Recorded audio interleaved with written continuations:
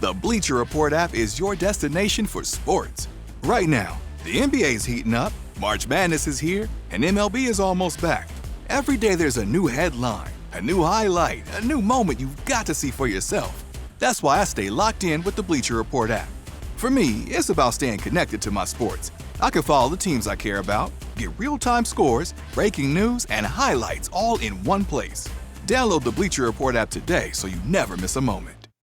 Hey, it's Howie Mandel, and I am inviting you to witness history as me and my Howie Do It gaming team take on Gilly the King and Wallow 267's $1 million gaming in an epic global gaming league video game showdown. 4 rounds, multiple games, 1 winner, plus a halftime performance by multi-platinum artist Travie McCoy. Watch all the action and see who wins and advances to the championship match against Neo right now at globalgamingleague.com. That's globalgamingleague.com. Everybody games. Hi, this is Alex Kantrowitz. I'm the host of Big Technology Podcast, a longtime reporter and an on-air contributor to CNBC. And if you're like me, you're trying to figure out how artificial intelligence is changing the business world and our lives. So each week on Big Technology, I bring on key actors from companies building AI tech and outsiders trying to influence it, asking where this is all going. They come from places like NVIDIA, Microsoft, Amazon, and plenty more. So if you want to be smart with your wallet, your career choices, in meetings with your colleagues, and at dinner parties, listen to Big Technology Podcast wherever you get your podcasts. Welcome to Orioles on the Verge. This is Zach Spedden, joined as always by Bob Phelan and Nick Stevens. And it is that time of year. We are getting ready for opening day, and we are going to have our regular season predictions on tonight's show with Connor Newcombe, the host of Locked On Orioles. And we'll get to that in just a moment. But first, this episode is brought to you by IQ Bar, our exclusive snack, hydration, and coffee sponsor. IQ Protein Bars, IQ Mix Hydration Mixes, and IQ Joe Mushroom Coffees are delicious, low-sugar, brain and body fuel you need to win your day. The Ultimate Sampler Pack is a great way to try all IQ Bar products and flavors. You get 9 IQ Bars, 8 IQ Mix Sticks, and 4 IQ Joe Sticks. All IQ Bar products are clean labeled certified and entirely free from gluten, dairy, soy, GMOs, and artificial ingredients. All IQ Bar products are packed with clean, delicious ingredients that keep you physically and mentally fit, like magnesium, lion's mane, and more. With over 25,000 5-star reviews and counting, more people than ever are fueling their busy lifestyles with IQ Bar's brain and body boosting bars, hydration mixes, and mushroom coffees. Their Ultimate Sampler Pack includes all 3. IQ bars become part of my daily routines, whether it's starting my morning with IQ Joe, grabbing an IQ bar, or IQ Mix to refuel or rehydrate after a hard workout. And right now, IQ Bar is offering our special podcast listeners 20% off all IQ Bar products, including the Ultimate Sampler Pack, plus free shipping. To get your 20% off, text MLB to 64,000. Text MLB to 64,000. That's MLB to 64,000. Message and data rates may apply. See terms for details. And it is now time for our annual predictions episode, where we are joined by one of our most frequent guests, the host of Locked On Orioles, part of the Locked On Podcast Network. He is Connor Newcombe. Connor, how are you? I am great. You know, this is just a lot of On the Verge Locked On Orioles crossover happening. You guys were on my show last week. I'm here this week, and I'm sure we'll get to the fun stuff we have coming up this weekend. But happy to do some predictions. It's kind of nice because even though I do 5 episodes a week, stuff just compiles in spring training, and so there's stuff to talk about in every episode I do, and I didn't actually schedule out a full Orioles predictions for the season episode this year, so everyone will get those thoughts right on Orioles on the Verge instead. By 2029, we'll just be called Locked On Orioles on the Verge and call today. And it will all be remembered. The March 29th, 2026 live show at Checker Spot Brewing is the beginning point of that. And we'll have more details on that later on in the show, but be sure to mark your calendars for that beginning at 12:30 p.m. Now, before we get into our predictions, we want to go back and recap very quickly the predictions that Bob, Nick, and I did at the beginning of the offseason. We always like to keep ourselves honest, and I'm going to quickly run down those. The first question of the episode was basically the free stamp on the bingo card. Will Adley Rutschman be traded? We all 3 said no. We were all 3 correct. which coaches will be back. The coaching staff had not been announced at the time that we did that show, though we knew a few members of the 2025 staff were leaving. Bob and I had all of the pitching coaches plus Buck Britton. That was correct. Nick had them as well, but also included John Mabry and Grant Anders, who at the time were either officially still with the Orioles or at least were not have reported to have left yet, but those two are not returning in 2026. Will the team hire a GM before spring training? Remember when that was a big story? I honestly forgot about that until I listened to this. Nick and I said no. Bob said yes. Will there be an extension this offseason? We all got it wrong because we all predicted that there would be an extension. I had Trevor Rogers. Bob had Adley Rutzman. Nick deferred to his bold predictions, so I'll wait until we get to that one. Opening day hasn't happened yet. Nope. Will any Orioles be non-tendered? To make a long story short, we all included Ryan Mountcastle in our mix of players that would be non-tendered, and that obviously didn't happen. What holes will the Orioles fill through trade? Nick said that they would trade for a bat, specifically name-checked Brenton Doyle of the Rockies. Bob and I both said a starter, which was correct, and a center fielder, which didn't happen, but take 50% there. What holes will the Orioles fill through free agency? Bob said starter, bench bat, and closer. Nick had starter, closer, utility player, and then I had a closer, outfielder, and starter. Will this year's payroll be higher? Yes, a little bit higher. So we got that one correct. Ultimately, just about $5 million higher than it was at the beginning of last year. This offseason will be remembered for fill in the blank, and we really don't have the answer to this one yet. But Bob said financial resources of new ownership finally being realized. Nick said refreshing, and I said adjusting their approach, but not completely changing direction. Now, here's the fun part. Bold predictions. Bob, in a weeks-long dialogue with our YouTube commenters, said that the Orioles would trade Jordan Westburg as the headliner in a package for a top-of-the-rotation arm, and they would sign Kazuma Okamoto to replace him at third base. He also predicted that Kyle Tucker would not sign with the Dodgers. The Mets almost helped you out there, Bob, and unfortunately that didn't come through for you. But speaking of the Mets, Nick predicted that the Mets would have a busy offseason. He got one move right. They did sign Bo Bichette. However, he had them re-signing Pete Alonso, which obviously did not happen, and trading for Tarek Skubal. My bold prediction also involved Tarek Skubal, but I said the Tigers would not trade him. That has proven to be correct and hopefully will remain so between now and Thursday. And my bold prediction for the Orioles was that they would make a major move before Christmas. And they did sign Pete Alonso before Christmas, so I'm taking that one as a win. And they signed Big Christmas as well. Exactly. So, all in all, not bad. Certainly better than our predictions before the 2025 season. Yeah, I listened to that episode this morning. We don't need to get into that. Well, suffice to say that if you were predicting the 2025 Orioles, most of what you predicted was probably wrong. But let's get in now to 2026. And I want to start with probably the question that is on everybody's minds. How many games will the Orioles win, and will they make the playoffs? Connor, I will start with you.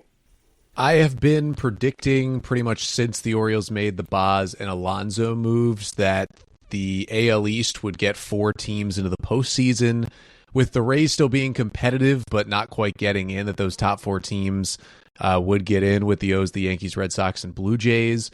I'm going to say the Orioles find a way to sneak in. It was 87 wins that it took to get that final spot last year, so I'm going to say 87 wins in the final wild card for the Orioles. I was about 84, I'm seeing right now, so I'm also going to take the over. I'll go one up and say 88. I'm too bullish on the pitching staff, as we will dive into more and more. I won't run through the whole lineup and just say that if Samuel Basayo carries over spring training into the regular season, we're going to have a good year. But yeah, I'm going to go 87 wins or 88 wins, and they do get a wild card spot as well. I think the 2025 Orioles are overshadowing the 2026 Orioles in a massive way, even with everyone saying we're going to rebound. It seems like in general, The 2023 team won 101 games. 2024 was on pace for similar for quite a while. I think this team has the potential to be a juggernaut. I'm saying 93 wins and win the AL East because it will be super competitive, like Connor said. Yeah, I agree. It is going to be really competitive, and it is hard to get 4 teams from the same division into the postseason in this format, but I think it will happen this year, and I have the Orioles at 85 wins in the last wild card spot. All right, so we're all predicting a good season for this team. Now, will any Orioles finish in the top 3 of Rookie of the Year voting, Cy Young voting, or MVP voting? We'll start with Zach on this one. I'm going to say yes to MVP. It will be Gunnar Henderson. I think that he will finish top 3. And I think Samuel Basallo will be second in Rookie of the Year voting. I'll go no on Cy Young. I think it's so hard with Crochet and Skubal there that if they're healthy, there's really only one spot to be in the top 3.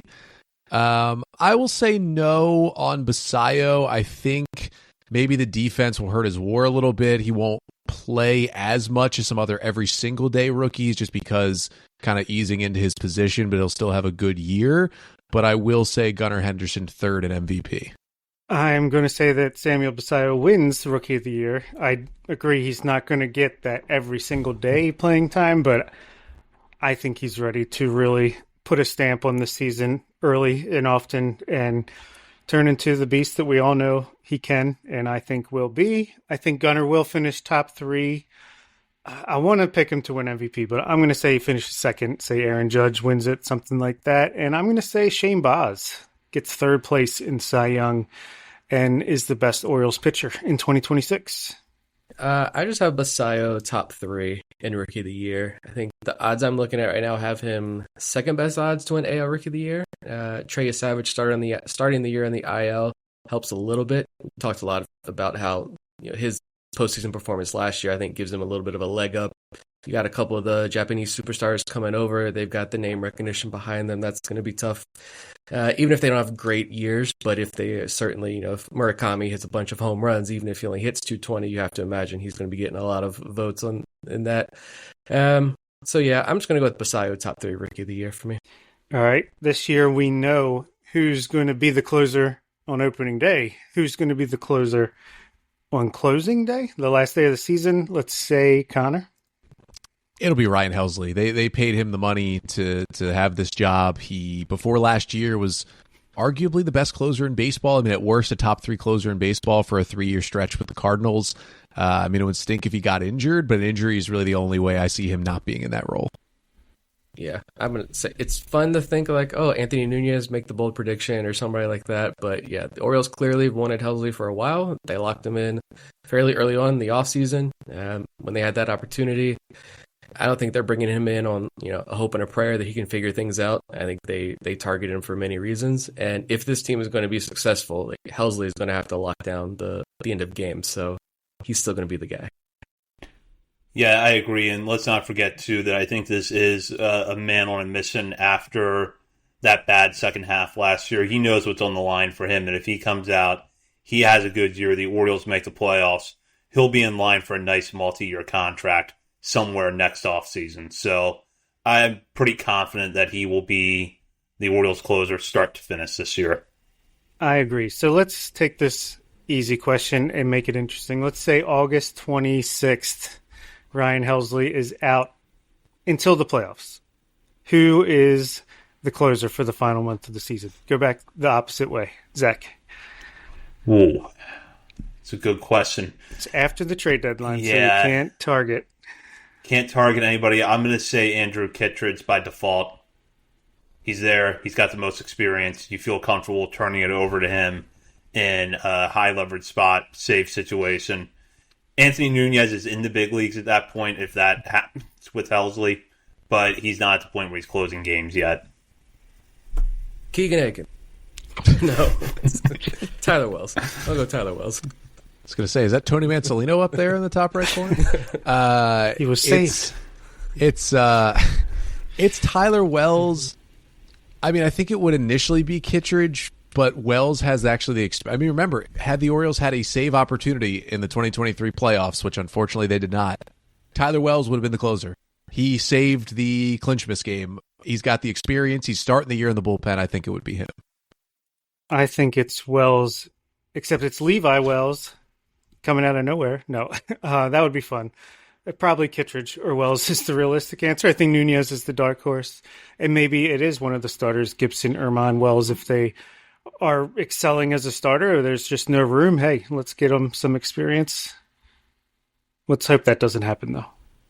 And this actually gives us a chance to comment on a pretty recent news story for the Orioles. Dean Kramer getting optioned to AAA Norfolk to start the year. And it ties into this question.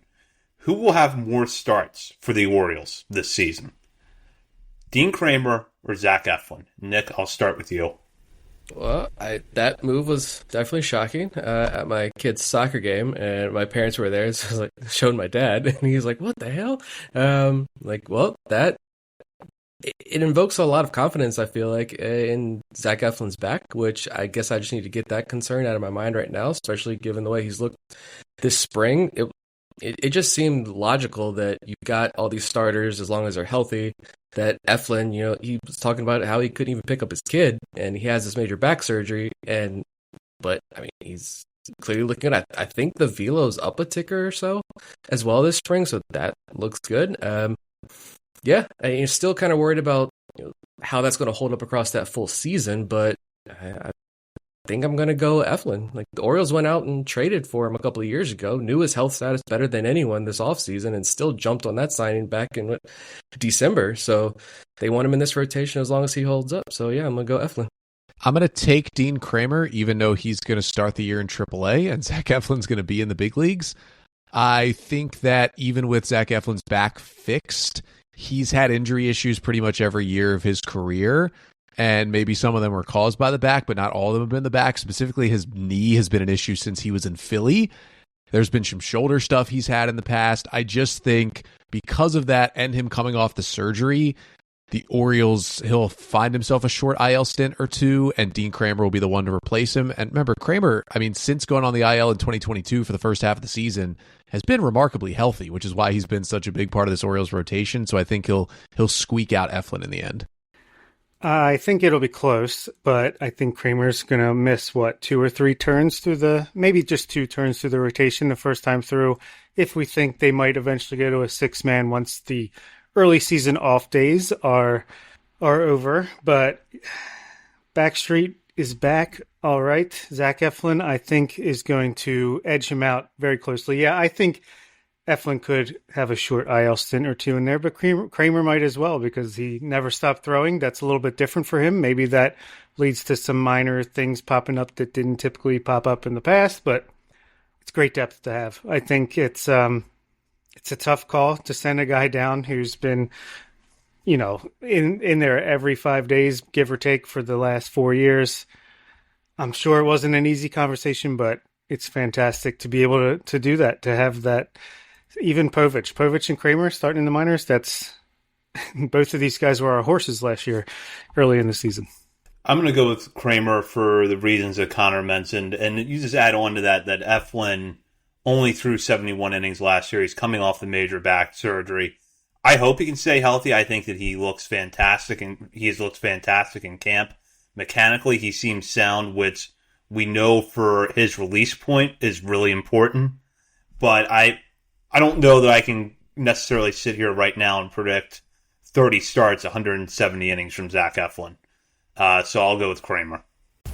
The Bleacher Report app is your destination for sports. Right now, the NBA is heating up, March Madness is here, and MLB is almost back. Every day there's a new headline, a new highlight, a new moment you've got to see for yourself. That's why I stay locked in with the Bleacher Report app. For me, it's about staying connected to my sports. I can follow the teams I care about, get real-time scores, breaking news, and highlights all in one place. Download the Bleacher Report app today so you never miss a moment. Alrighty. Speaking of an injured guy, oft-injured guy, but moved to the outfield, and Tyler O'Neill, who has the higher F WAR between Taylor Ward and Tyler O'Neill? I'll start with Connor on this one. Yeah, it's Taylor Ward. I think O'Neill is... I'll give him a little credit. I think he's a better defender than Ward is if you made me choose, but One stays on the field and one does not, and so that makes my answer fairly easy. Yeah, it's going to be Ward for me as well. I think O'Neill might have more WAR per game if you were going to break it down rate stat wise, but not only is Ward traditionally more healthy than Tone. I never Ton. How do you say? I know how to type it. I don't know how you say that. But also you got Dylan Beavers out there. I think there's a little more platoon risk in O'Neill, but if he's healthy, he's going to be in there most days. But it's Ward. Yeah, it's Ward for me too. And this is not someone who's going to add a lot of value to his final totals for the season through his defense, but I think just by being out there 145 to 155 games, Ward's going to get there by default. It's possible when we look at the end of the year, Tyler O'Neill maybe has the more eye-popping stat line, but Ward will have the higher WAR. Yeah, and to go off that point, and I think it was Andy Koska at the Baltimore Banner who wrote early on in spring training kind of that piece on Taylor Ward and how Taylor Ward is like a scientist, like a mad scientist in the lab when it comes to hitting and everything. And so I almost wonder if Taylor Ward's season, if we see closer to like a 2022 version of Taylor Ward than 2025. Like last year he hit, 38 home runs.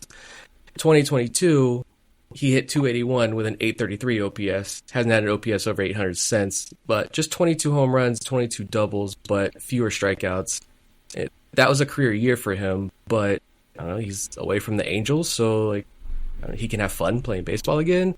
It's contract year. He's 32, so this one last chance to get that big bag. I almost wonder if he trades in some of those home runs for more doubles and kind of keep the line moving type of production, and then just let Gunnar, Alonso, maybe even Basayo kind of be the masher behind him. Connor was comparing O'Neill and Ward's defense. Well, if you remove the D, Taylor's name is literally War. So there is that as well. Does Ryan Mountcastle remain a Baltimore Oriole for the entire season? Zach? Yes, this is the new Jorge Mateo, Ramon Arias discussion, and we know how that always dragged itself out, although Arias was eventually traded. But yes, Ryan Mountcastle will be here for the full season. I'm not going to believe that he's gone until I turn on a random game one night and see him wearing a different uniform. I am going to say yes, because I don't believe in Jordan Westberg's ability to come back, which would push Kobe Mayo maybe not full-time to third with Jackson Holliday at second and Blaze Alexander in the mix, but a lot of Kobe Mayo at third, which makes it more sensical to roster Ryan Mountcastle.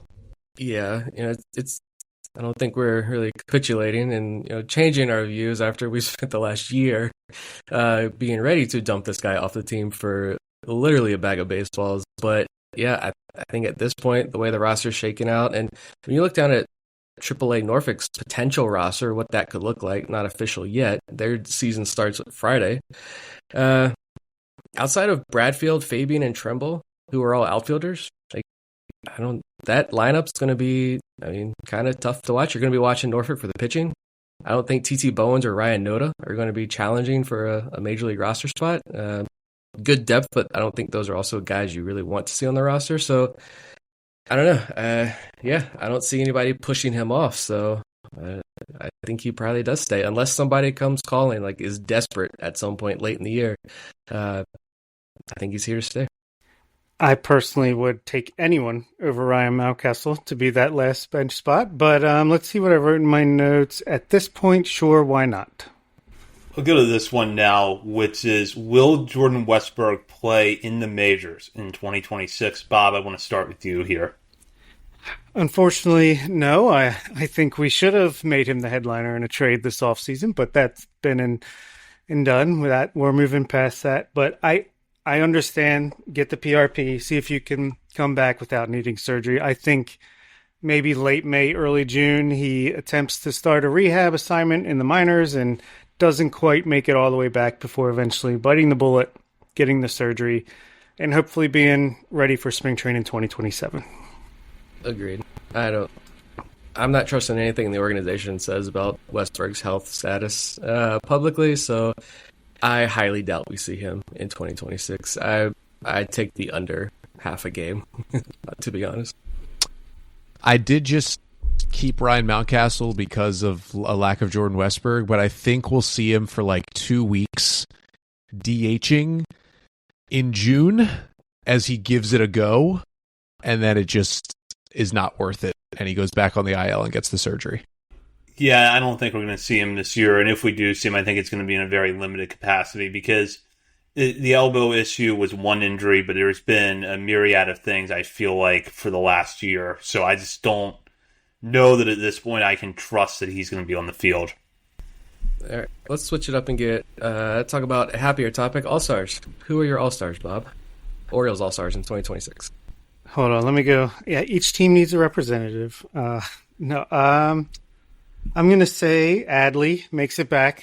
I think he's going to have a big bounce back year in 2026, and I think Cal Raleigh will certainly be the starter, but I think Adley could earn his way in there. I think Gunnar is going to be a star of the WBC. I think he's a man on a mission in 2026. Pete Alonso, I think, is a popular guy in general. I'm hoping he'll have a good first half, and then I threw Kyle Bradish on there as well. So 4 All-Stars for your Baltimore Orioles. I'm going to say 4. I'm going to say Gunnar, Pete, Ryan Helsley, and Shane Baz.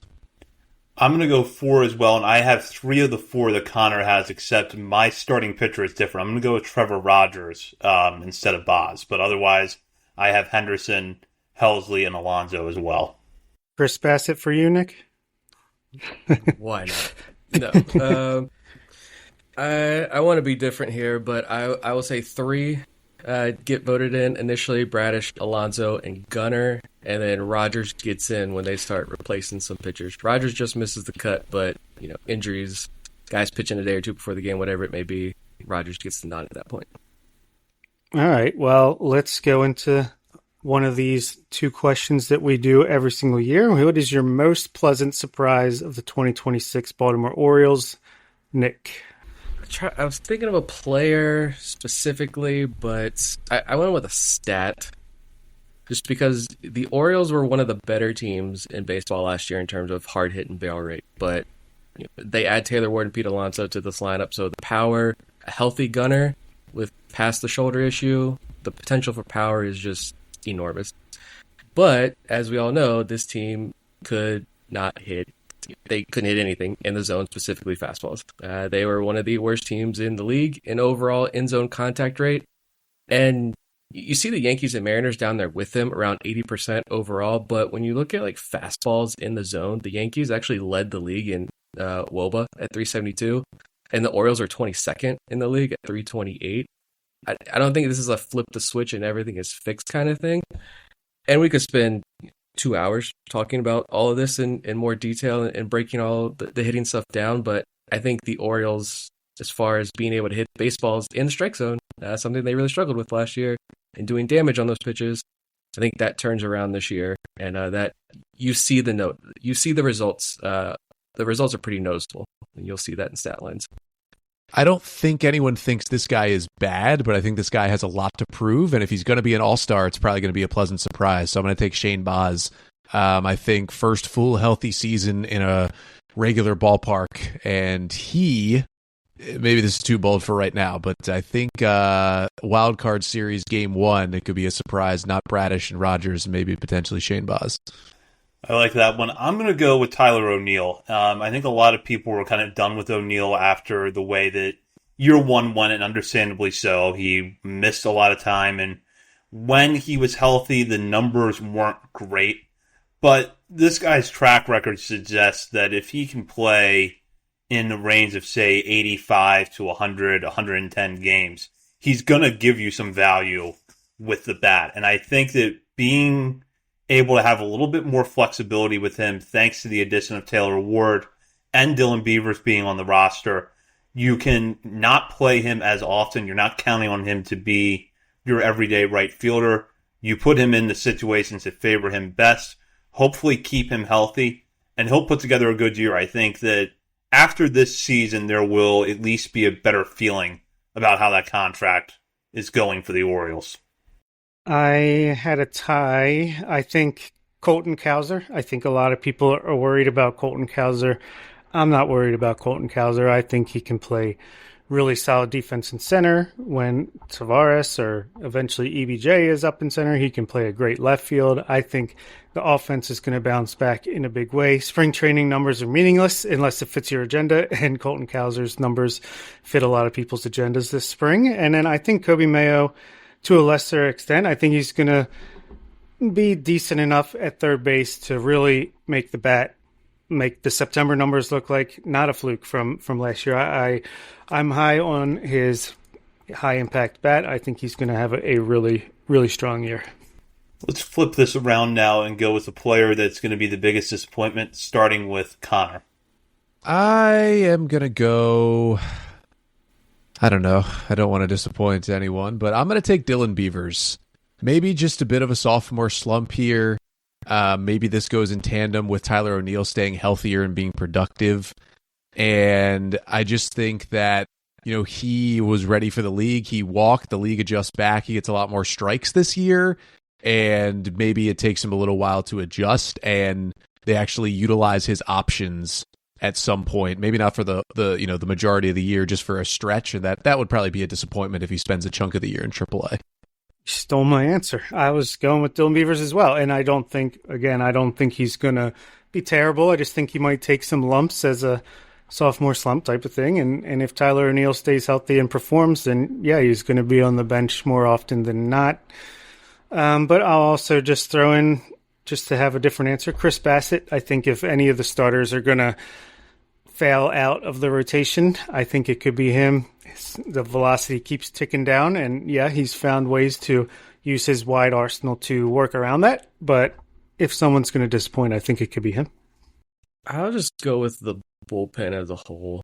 Outside of Tyler Wells and Ryan Helsley, I don't think it's too difficult to see a scenario where Yennier Cano continues to struggle. Keegan Aiken, there have been reasons for concern. Even last year in the first half of the year when the numbers were fairly solid before the IL stint, and then he gets plugged into the late inning role after the rest of the bullpen was traded. Still reasons to be concerned there. Every single team is churning that last bullpen spot throughout the year, but I think the Orioles could potentially, they're really finagling this area of the roster more so than usual. This was a unit that I was haven't been overly optimistic about since spring training started, but I have felt that it could be good enough. But over the last week or two, and now you got Aiken. I don't know if there's been any injury update on Aiken in the last 24 hours, but you do have some injuries starting to pile up, and I'm growing more and more concerned about the bullpen spot outside of the potential 8-9 innings. Yeah, Aiken is the straw that broke the camel's back, I'm sure. I'm going to go with Jordan Westburg, and that might be taking the easy way out considering we just talked about Westburg's health status a moment ago. But let's face it, when you were looking at the team this offseason and you were looking for areas of improvement, one of the things that you thought was, well, what if you could get 140 or 150 games of Jordan Westburg at third base?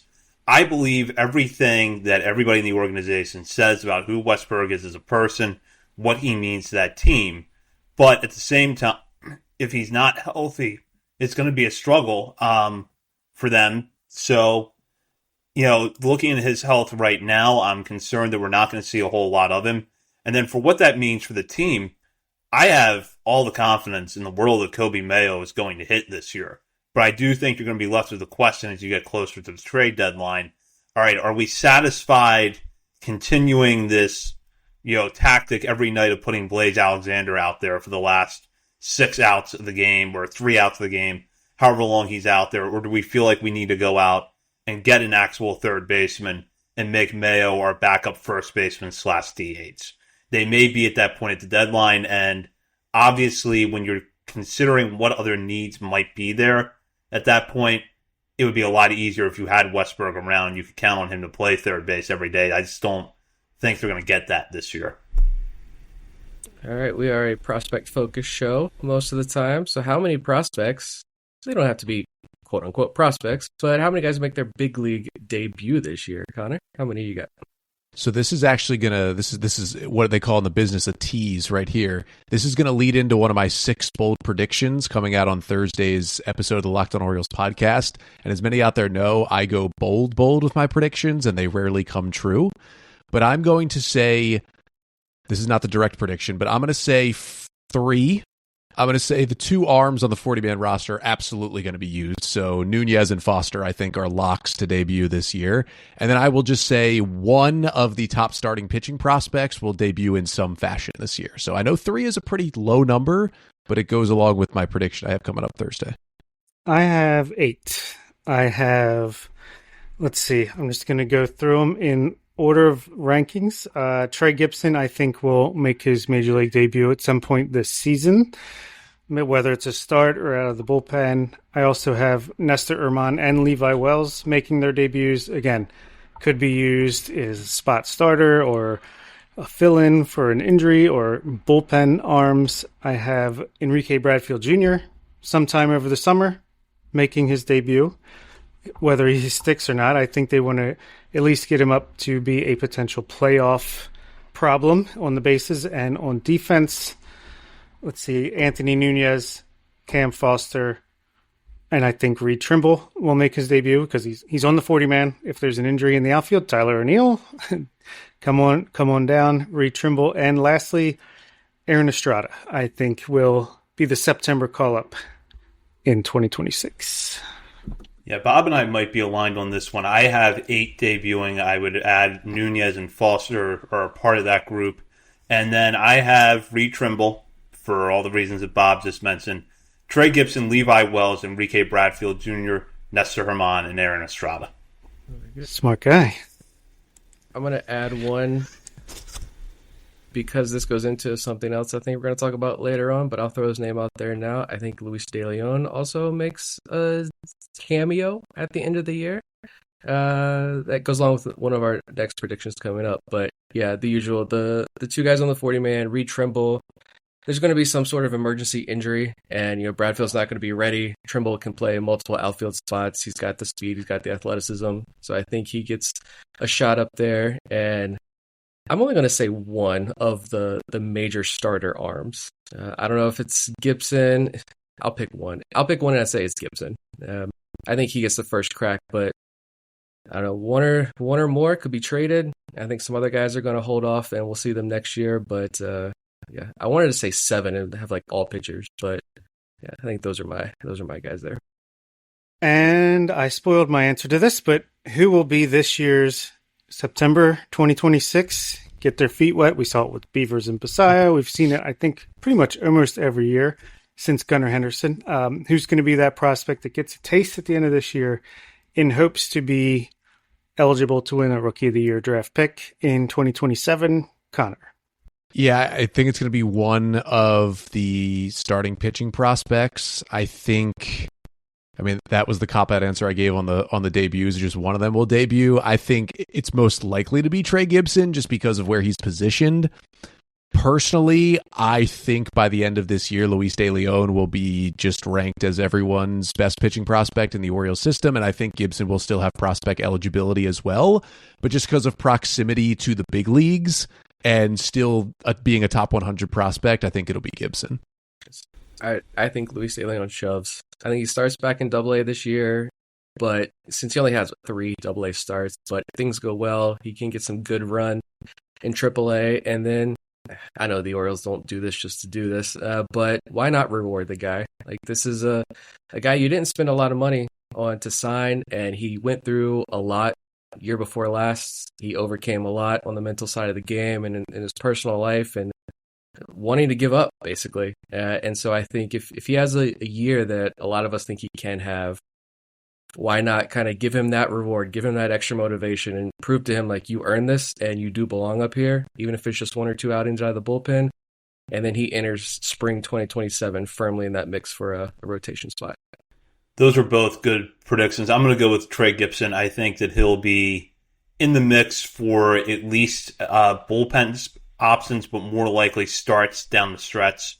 Get the opportunity, maybe even make the postseason roster, and go into 2027, not just as a favorite to win a rotation job, but presumably be one of the front runners for American League Rookie of the Year. I love those picks, but it's Aaron Estrada for me. I'm just big believer in the bat. I think every time I see him or read about him, it's more and more impressive to me. I think a sign in this organization that they love him is that they bring him up pretty much every chance that they're given. Kobe Perez, Mike Elias, et cetera, et cetera. So I continue to buy into the Aaron Estrada hype train. So choo-choo. Has the news been getting you down? I'm Megan McArdle, and I'm here to help. I'm the host of a news show from Washington Post Opinion called Reasonably Optimistic, and it's an antidote to the pessimism that's riddling America right now. Every Wednesday, I'm going to talk to people who see a path forward. It does seem to me that there is some awakening of a desire to act together, to solve problems where they are. I am a believer in America, and it's worth fighting for. Join me Wednesdays on YouTube or wherever you get your podcasts. Hey, it's Howie Mandel, and I am inviting you to witness history as me and my Howie Do It gaming team take on Gilly the King and Wallow 267's $1 million gaming in an epic global gaming league video game showdown. 4 rounds, multiple games, 1 winner, plus a halftime performance by multi-platinum artist Travie McCoy. Watch all the action and see who wins and advances to the championship match against Neo right now at globalgamingleague.com. That's globalgamingleague.com. Everybody games.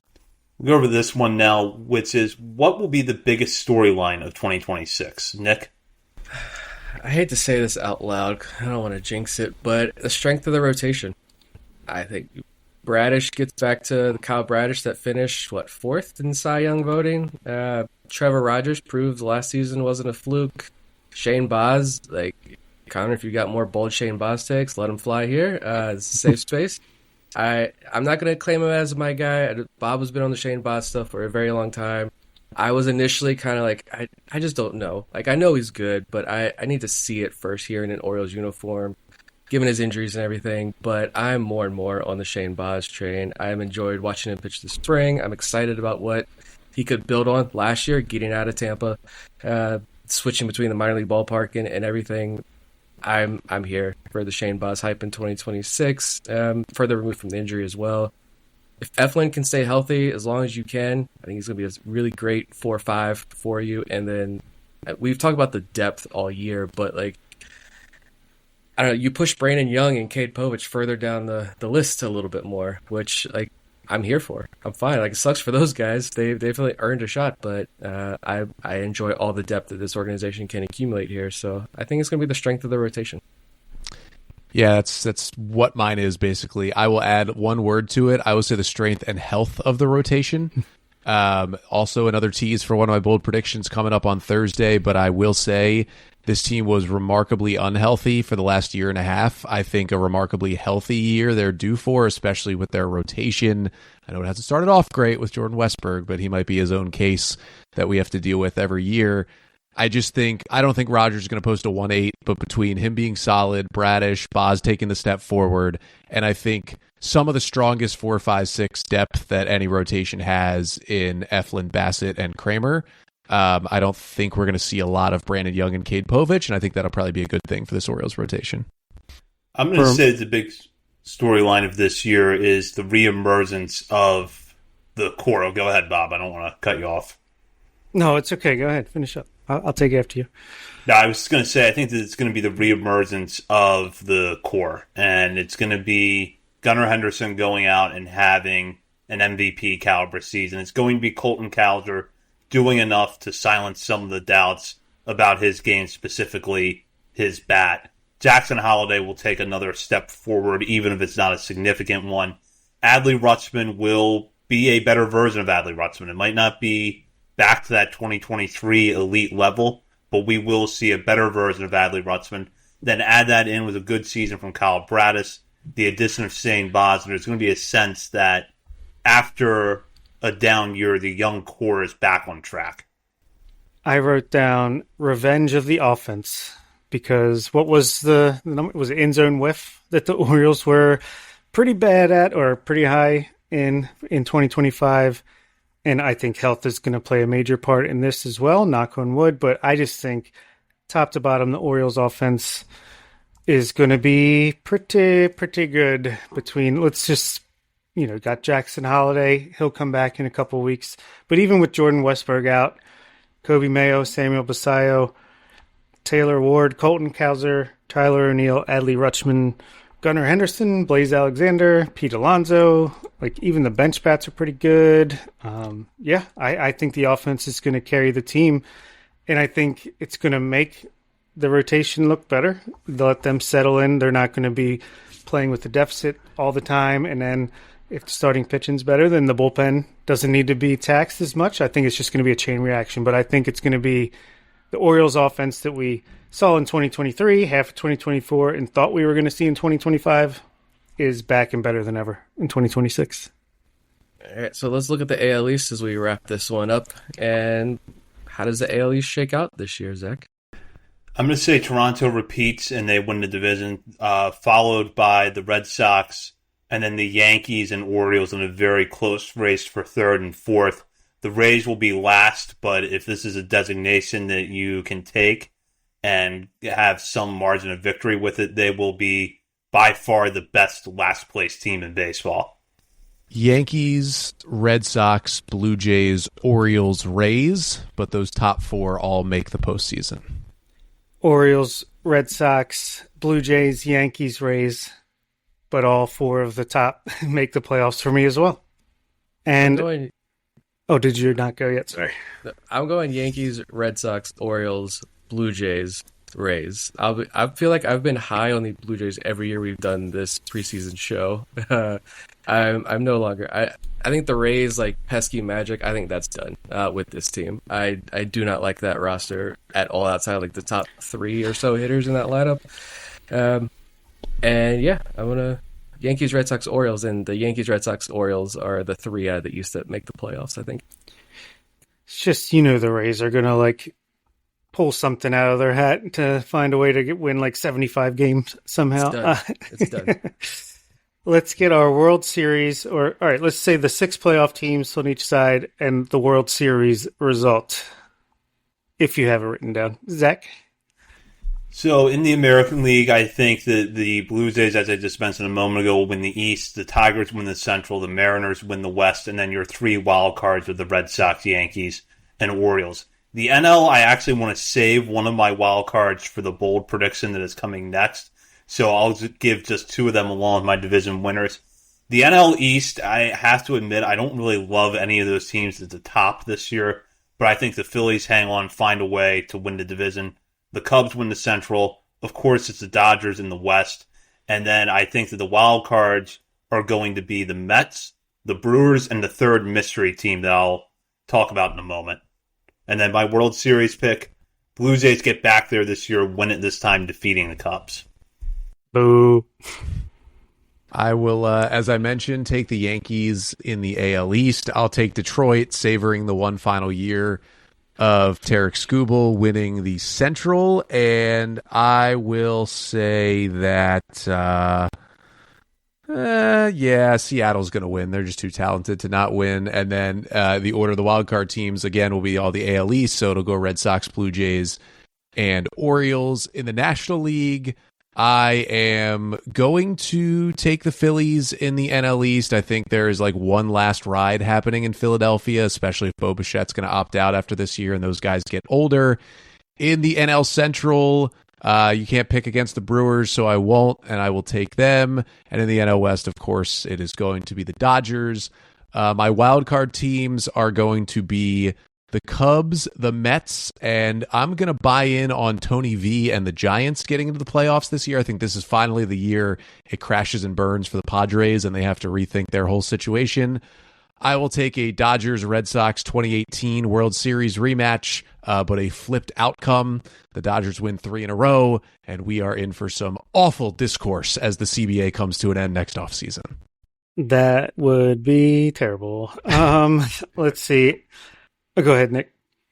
I was going to say, I was thinking about making it my bold prediction, but I don't think it's actually that bold, and Connor brought it up there. I would bet the Padres have one of the biggest differential when it comes to what they win 90 games last year. I think they take pretty hard as well this year.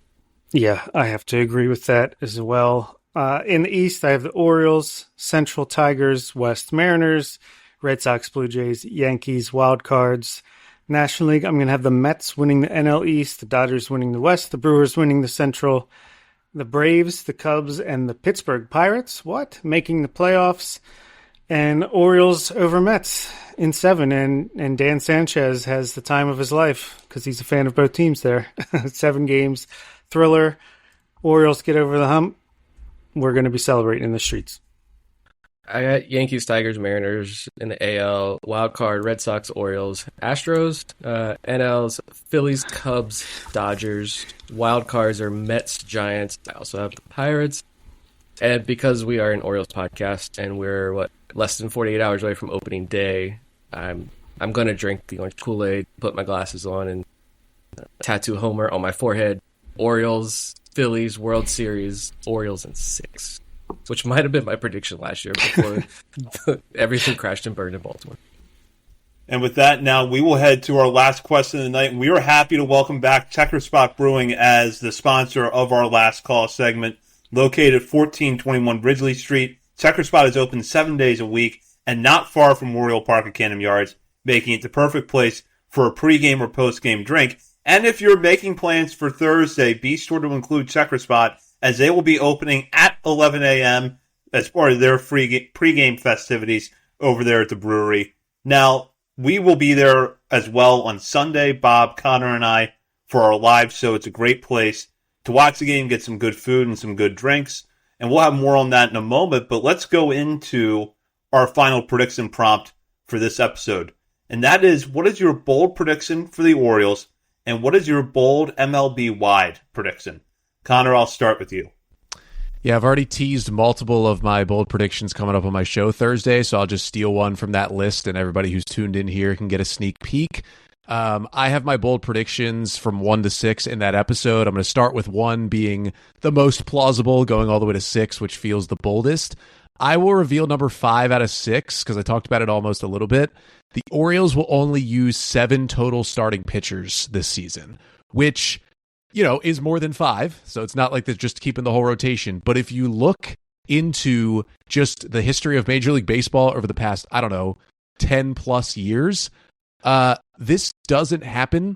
The only big league team to do this in the last 5 seasons is the 2024 Mariners, to go an entire year only using 7 starting pitchers. I think it's the 5 they're going to start with. I think it's Dean Kramer, of course. And then it's either going to be Cade Povich for a little bit or one of the prospects for a little bit, but that's it. They stay remarkably healthy, which is the biggest reason why they get back to the postseason. Your lips to God's ears. Let's make it happen, people. My big league, MLB wide bold prediction is that Tony Vitello has so much success in San Francisco that there is another or even 2 more college head coaches hired in the managerial cycle next year. That is my weird off-the-wall big league prediction. I think a lot of college baseball fans are very anxiously watching what happens in San Francisco because they're afraid of that happening. But they are in a bet down in Baton Rouge. They are watching closely. I'll go ahead and go then. I'll say my bold Orioles prediction. I'm going to say Samuel Basallo gets MVP votes. Shane Baz is getting Cy Young votes. And league-wide, the Pirates not only make the playoffs, but the Pirates win a playoff series. I don't know why, but I'm in on Pittsburgh. I kind of buy it. Those pitchers are tantalizing. All they got to do is hit a little bit. Yeah. We'll see if they can do it. My Orioles bold prediction is, and I agree, if you look on paper, the bullpen is clearly the weakest part of the team going into the season, but I just trust Mike Elias and company. I love a lot of the arms that are going to start in AAA. I think by the end of the season, the bullpen will end up being not the strength, but a strength. And like I was saying earlier, I think the starting pitchers going deeper into games is going to help contribute to that. And league-wide, bold prediction is, not only do I think there will be 4 AL East teams in the playoffs, I think there will be 4 AL East teams with 90-plus wins. 93 for the Orioles, 92 for the Red Sox, 91 for the Blue Jays, and 90 for the Yankees. My bold prediction for the Orioles is that Pete Alonso will have the first top 5 MVP finish of his career. He's actually never placed higher than 7th in any round of MVP voting. You have to go back to 2019 when that happened. I think that this is going to be one of those years that voters find a case they really like, because Alonso will build off the success that he had last year, look like a more complete hitter. He'll put up a lot of power, as he always does. But then there's going to be the narrative side of it. There's going to be this veteran came in and made a difference from day one. Look at how the Orioles bounce back. And that's going to help Alonso pick up a few votes. And then for my bold prediction, I actually had the Pirates making the playoffs. But now that Bob and Nick have done that, I feel like I've got to change course here. I'm going to say that not only do the Dodgers not win the World Series, they don't win a playoff series this year. I think that they'll get into the postseason and will be one round and done. Pirates beat them with Skeens, Chandler, and... I wanted to go with that the Dodgers do not win a playoff series. But I like it. I'd be a fan of that. And before we wrap up here, Connor is going to be joining us later on this week for our over-under show, which we're going to do a little bit of a different twist than what we usually do with our predictions. But before we wrap up, Bob, Connor, either of you have anything you want to plug about our live show on Sunday? I'll plug that it's happening. I'm sure people know that already, but Sunday, March 29th, 12:30 p.m. at Checker Spot. It'll be the three of us and Nick in spirit, of course. We are going to have some cool conversations. We're going to do some giveaways, so if you want some Orioles stuff, I'm going to have some there that's going to have some audience participation, a little bit of trivia stuff going to go on as well, where you'll get to compete against Bob and Zach. I got some games set up for them as well. And if you are smarter than them, you can win some Orioles gear. So come out to Checker Spot, and then we're going to watch some baseball. I'm sure a little college basketball will be on as well on the TVs on Sunday, and it'll be a good time. Yeah, I have some baseball cards laying around. First Bowmans of Elvin Garcia. If anyone's interested, I could give some of those away. But really, I just want to see as many people as possible, get to meet and hang out with you guys. It's going to be a blast. Let's get the season kicked off in the right way and have a great year. I'm excited. Absolutely. And as always, we appreciate the support from our friends over at Checker Spot, and we're glad that they are back here this season for the final segment. And as I mentioned a moment ago, we will be back later on this week with Connor to do our over-unders. In the meantime, you can check out our many social media channels, including Facebook, Instagram, Threads, X, TikTok, YouTube, and Twitch. We're also over at Substack, OriolesOnTheVerge.substack.com. And while you're browsing around the internet, be sure to head over to Patreon.com and sign up to become a member today at the $3, $5, or $10 level. You'll have access to monthly updates to our top 50 list, as well as bonus weekly coverage from Bob, Nick, and myself. And in fact, with the minor league season starting later this week, I will be delivering the first bonus episode to patrons at the beginning of next week, recapping the Norfolk Tides opening weekend. So be sure to sign up for Patreon now to get that coverage and a whole lot more. For Bob Phelan and Nick Stevens, this is Zach Spedden. You've been listening to Orioles on the Verge, part of the Believe Podcast Network. The Bleacher Report app is your destination for sports. Right now, the NBA is heating up, March Madness is here, and MLB is almost back. Every day there's a new headline, a new highlight, a new moment you've got to see for yourself. That's why I stay locked in with the Bleacher Report app. For me, it's about staying connected to my sports. I can follow the teams I care about, get real-time scores, breaking news, and highlights all in one place. Download the Bleacher Report app today so you never miss a moment.